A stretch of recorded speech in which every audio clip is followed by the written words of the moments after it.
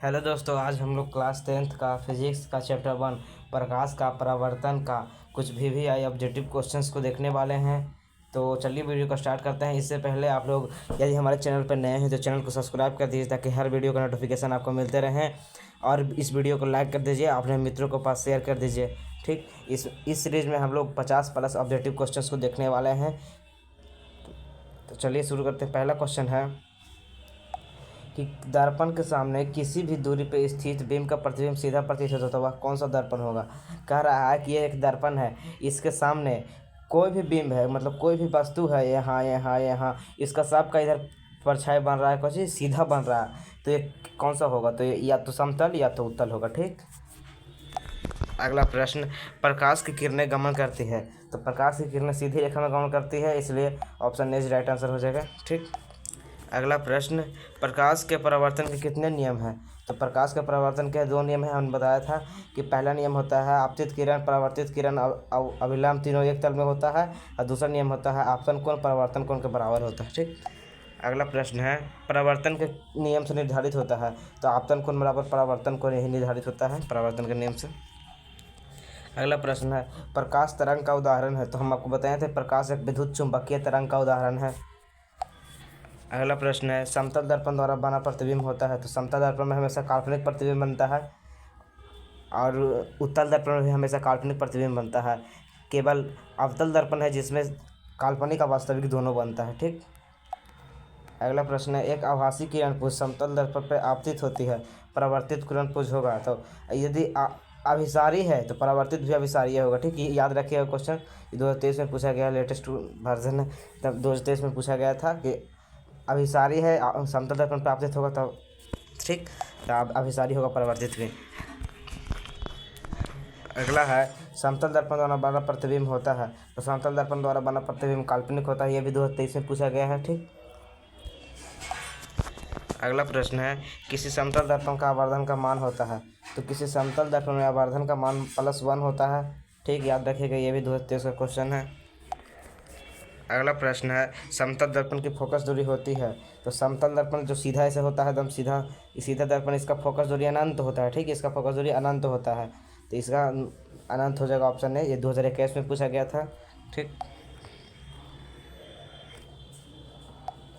अगला है, अवतल दर्पण के सामने वस्तु को कहाँ रखा जाए ताकि प्रतिबिंब उल्टा वास्तविक एवं समान आकार का बने। तो वक्रता केंद्र पर रखेंगे तो उल्टा वास्तविक एवं समान आकार का बनेगा। ठीक, अवतल दर्पण के सामने, यह 2021 में पूछा गया था, याद रखिएगा। अगला प्रश्न है, उत्तल दर्पण में बना प्रतिबिंब होता है, तो उत्तल दर्पण में हमेशा सीधा एवं हासित प्रतिबिंब बनता है। सीधा मतलब हासित मतलब काल्पनिक। ठीक, सीधा एवं काल्पनिक। उत्तल दर्पण कुछ इस प्रकार का होता है, इधर से पेंट चढ़ा होता है। ठीक, इसमें इधर इधर बनता है, जो हमेशा सीधा छोटा बनता है और काल्पनिक बनता है। ठीक, याद रखिएगा। अगला दर्पण का सूत्र है, तो दर्पण का सूत्र है 1/v + 1/u = 1/f, option A right answer हो जाएगा दर्पण का सूत्र। ये 2020 और 2021 दोनों में पूछा गया था लगातार। ठीक, अगला है, दाढ़ी बनाने के लिए कौन सा दर्पण उपयुक्त है, तो दाढ़ी बनाने के लिए अवतल दर्पण उपयुक्त है, किसमें, क्योंकि इसमें बड़ा प्रतिबिंब बनता है। ठीक, ये बहुत महत्वपूर्ण क्वेश्चन है, MVVI है, क्योंकि देखिए 2011 में पूछा है, 15 में पूछा है, 16 में पूछा है, 2021 में पूछा है, चांस है कि 2025 में पूछे थे। ठीक, अगला प्रश्न है, किसी कार के अग्रदीप में प्रयुक्त निम्नलिखित में से कौन सा होता है दर्पण। तो अग्रदीप में अवतल दर्पण होता है। अग्रदीप मतलब होता है ना कि हेडलाइट, गाड़ी के हेडलाइट होता है ना, आगे रुखे जो है लाइटवा लगा रहता है, ये गाड़ी रहता है, यहाँ 2 लाइट लगा रहता है, इसी में अवतल दर्पण का उपयोग होता है। ठीक, अगला प्रश्न है, किसी दर्पण का उपयोग पश्चिम दृश्य के रूप में किया जाता है, तो वह कौन सा दर्पण होगा। तो पश्चिम दृश्य के रूप में हमेशा उत्तल दर्पण का प्रयोग किया जाता है। पश्चिम दृश्य मतलब कि साइड मिरर। ठीक है, साइड मिरर के रूप में किसका उपयोग करते हैं, तो उत्तल दर्पण का। ठीक, ये 2019 में पूछा गया था। अगला प्रश्न है कि नई कार्तीय परिपाटी के अनुसार, नई कार्तीय परिपाटी के अनुसार दर्पण के सामने रखे गए बीम की दूरी ली जाती है, तो दर्पण के सामने रखे गए बीम की दूरी ली जाती है हमेशा धनात्मक। ठीक, नई कार्तीय चिन्ह परिपाटी के अनुसार है कि जो ये दर्पण है, इसके सामने इधर का वस्तु रख दिए ना, तो ये हमेशा धनात्मक लिया जाएगा। ठीक, ऑप्शन बी, ये 2019 में पूछा गया था।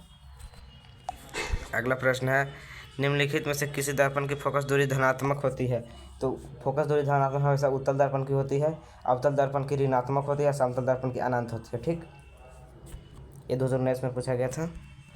अगला प्रश्न है, यदि किसी बीम का प्रतिबिंब का आवर्धन ऋणात्मक हो तो उस प्रतिबिंब की प्रकृति क्या होगी। यदि आवर्धन ऋणात्मक है तो वास्तविक एवं उल्टा होगा। ये 2019 में पूछा गया था। ठीक, आवर्धन ऋणात्मक हो तो वास्तविक एवं उल्टा। यदि आवर्धन धनात्मक पॉजिटिव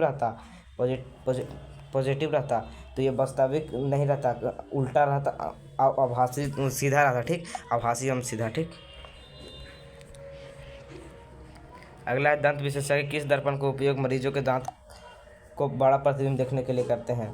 तो ये अवतल दर्पण करते हैं, क्योंकि अवतल दर्पण में बड़ा प्रतिबिंब बनता है। ये 2018 में पूछा गया था क्वेश्चन, बहुत महत्वपूर्ण है। ठीक, अगला प्रश्न है, एक उपयोग में अवतल दर्पण द्वारा किसी बीम का प्रतिबिंब एक पर्दे पर प्राप्त किया जाता है। दर्पण की फोकस दूरी को निर्धारित करने में उपयोगकर्ता को मापने की जरूरत है। तो दर्पण तथा पर्दा के बीच की दूरी माप लेगा, यानी उसका भी निकल जाएगा, और फिर दर्पण तथा बीम के बीच की दूरी निकाल लेगा तो यू निकल जाएगा। वन फार्मूला होता है 1/f = 1/v + 1/u, इसलिए फोकस दूरी भी निकल जाएगा। ठीक, इसलिए फोकस निकालने के लिए दोनों नापना होगा, ए और बी दोनों, इसलिए ऑप्शन सी राइट आंसर हो जाएगा। ये 2018 में पूछा गया है। ठीक, अगला प्रश्न है, गोलीय दर्पण के परावर्तक पृष्ठ के वृत्ताकार सीमा रेखा का व्यास कहलाता है। तो वृत्ताकार सीमा रेखा का व्यास वक्रता त्रिज्या कहलाता है, कि मुख्य फोकस कहलाता है प्रधान अक्ष या गोलीय दर्पण के द्वारा। तो देखिए कह रहा है ना कि गोलीय दर्पण है, ये एक गोलीय दर्पण है ना, तो इसका ये यहाँ से यहाँ तक जो व्यास है ये क्या कहलाता है, तो ये द्वारक कहलाता है। ठीक, याद रखिएगा, ये द्वारक। ठीक है, ऑप्शन डी हो जाएगा राइट आंसर, द्वारक। 2022 में पूछा गया था। ठीक,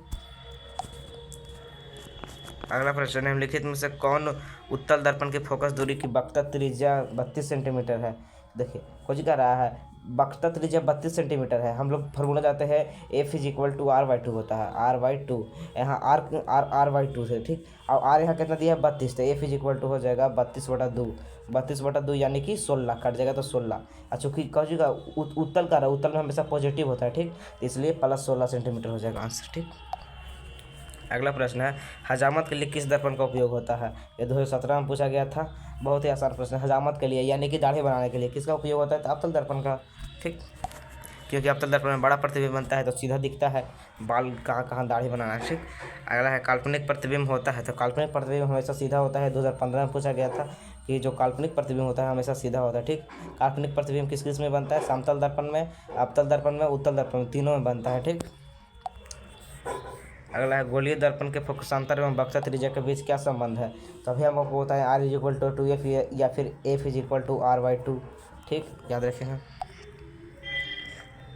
अगला है, किसी बीम का अवतल दर्पण द्वारा बना प्रतिबिंब आभासी सीधा एवं बड़ा पाया गया तो वस्तु की स्थिति क्या होनी चाहिए। 2013 में पूछा गया था। ठीक, तो दर्पण एवं दर्पण के ध्रुव तथा मुख्य फोकस के बीच रखेंगे। देखिए कह रहा है ना, अवतल दर्पण में ये है अवतल दर्पण, ये हो गया इसका फोकस, ये हो गया ध्रुव, और ये हो गया इसका वक्रता त्रिज्या सी। ठीक, अब कह रहा है ना कि इसमें बड़ा आभासी अवतल दर्पण में आभासी कब बनता है, जब ध्रुव और फोकस के बीच रहता है। तो यहाँ से ये पीछे जाके बड़ा प्रतिबिंब बनता है, यहाँ से ये पीछे जाता है, और फिर यहाँ से यहाँ आ जाता है, और फिर ये यहाँ जाके ऐसे पीछे बनता है बड़ा प्रतिबिंब।